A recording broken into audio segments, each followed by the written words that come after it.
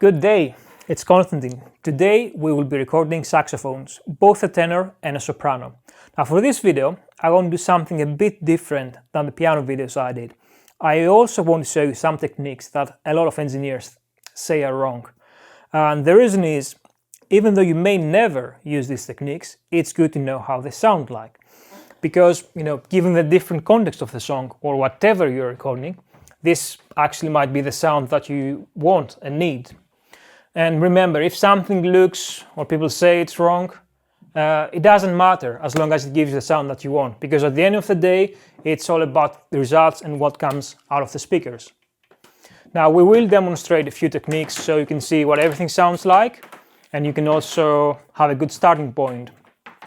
Now the first rule, and this is universal to getting a good sound, and this applies to any recording that you do on any instrument. The first rule of getting a good sound is the musician. If you have a good musician, a significant percentage of your good sound will already be there.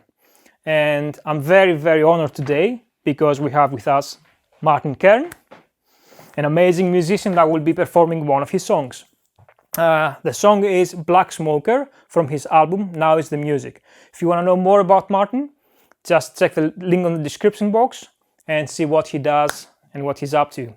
Now, if you combine a good musician with a good instrument, that's 50% of your good sound right there. So just these two factors is half of your good sound. The rest are the recording environment. In our case, we are at an acoustically treated studio. The microphones and the mic position.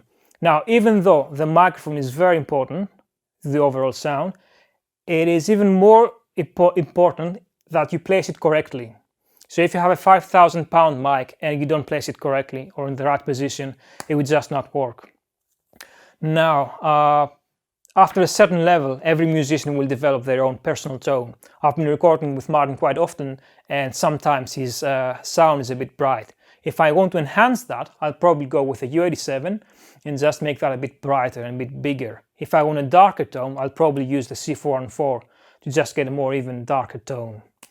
And we actually recorded a song like a couple of weeks ago, and we put both mics up and we used the C414 for the whole track, and then just for the solo we used the U87 to bring it out a bit more. And that's a good thing to do actually, because you're getting the sound that you want as far up the chain as possible instead of just trying to adjust it in post. So the sound on the saxophone does not come just from the bell, it comes from every hole on the body of the saxophone.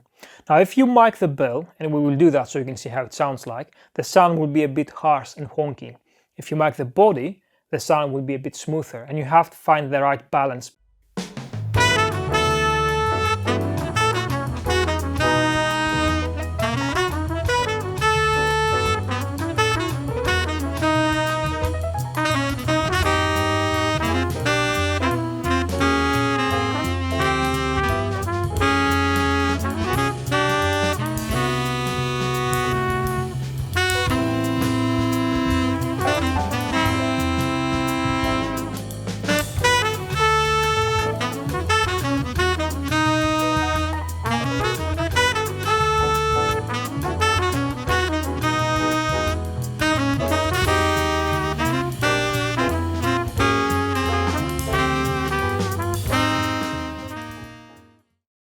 Okay, for the first one, we have the microphone 30 centimeters away from the saxophone, pointing to the body of the sax. Now you may get a bit of a clicking sound from the keys because we are very close to the saxophone. That is key information. Which is fine, because sometimes in a busy mix it will sound fine. Now let's have a listen.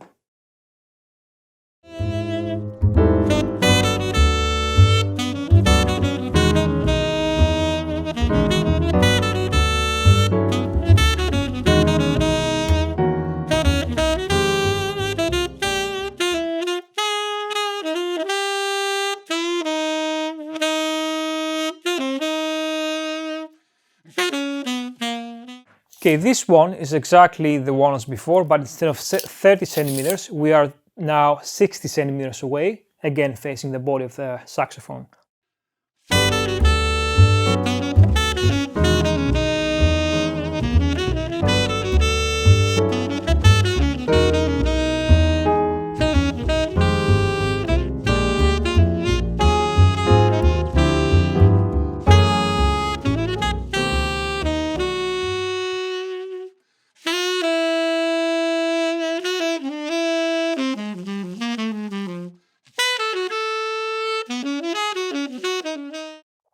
So for this one, we are 90 centimeters away, pointing at the center of the body of the sax again. And since we are that far away, we are actually capturing more of the room ambience. Let's have a listen.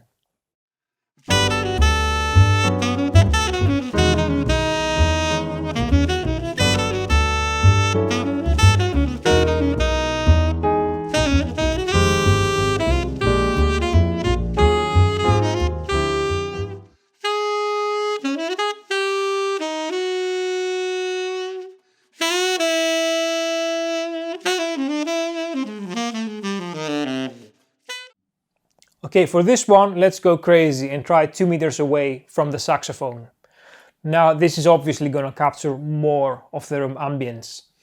And another thing you have to be aware of is the speed of sound. Now, given the temperature and the pressure, the speed of sound is different, but let's go with 340 meters per second. So to get to the microphone that is 1 meter away, it will need 2.94 milliseconds. To get to 2 meters away, where we are right now, it's 5.88 milliseconds. So it's good practice to use a sample delay to synchronize everything. But in our case, since he's playing on his own, it's not needed. But if you have a band and you're doing distant miking, just add a sample delay. Now let's have a listen.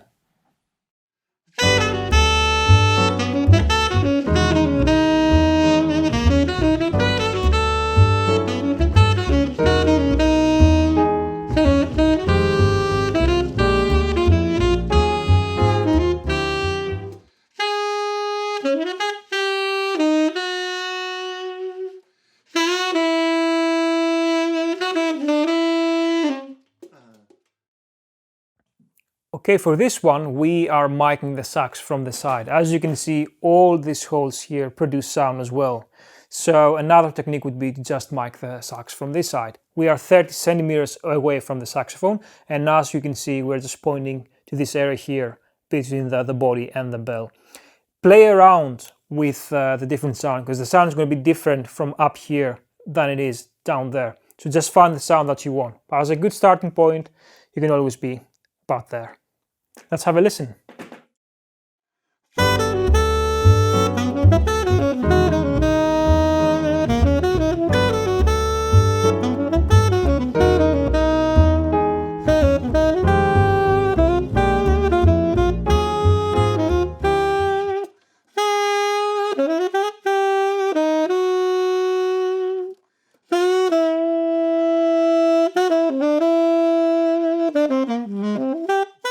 Okay, this one is the same one as before, but this time instead of having 30 centimeters, we are double that, 60 centimeters away from the saxophone.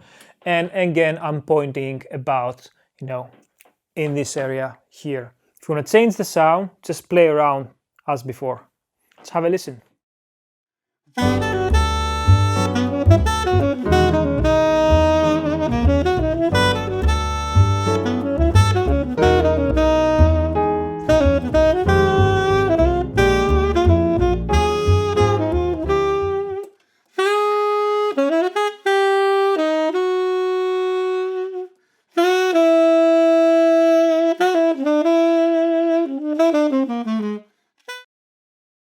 For this one, we're just going to record the same thing, but with 3 mics at the same time, so we can change between them, switch between them, and show you the difference. So the first one is pointing at the bell, the middle one is pointing at the body, and the top mic is pointing at the reed. And they are placed 60 centimeters away from the saxophone.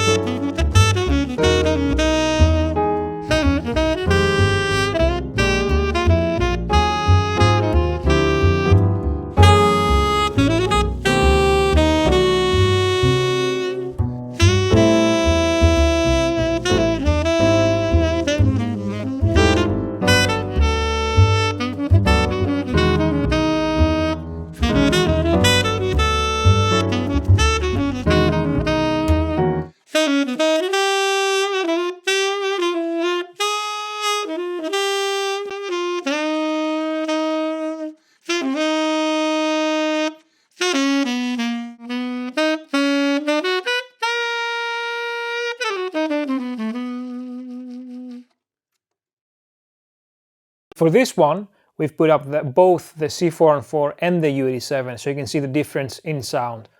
So both are placed 60 centimeters away from the saxophone and both are pointing to the middle of the body.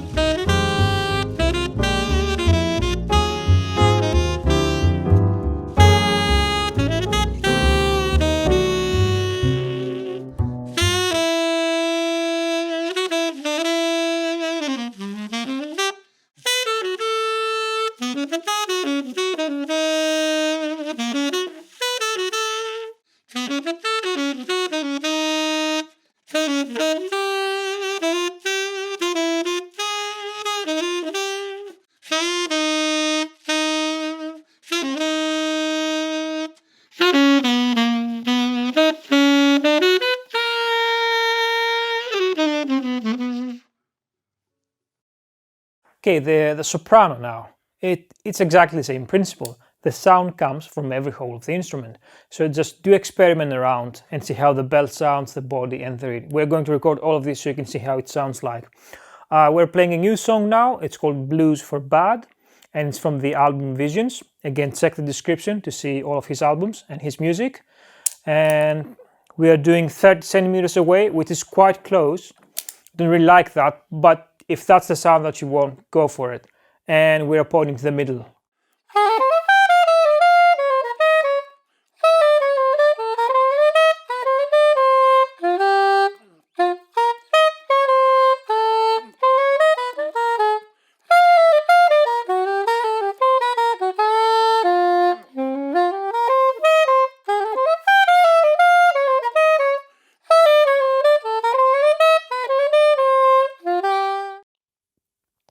Okay, for this one we are going to do it like the one before. 3 mics up and the first one is going to be pointing at the reed, the middle one is going to be pointing in the middle of the body of the sax, and the bottom one is going to be pointing at the bell. So the distance is 60 centimeters away.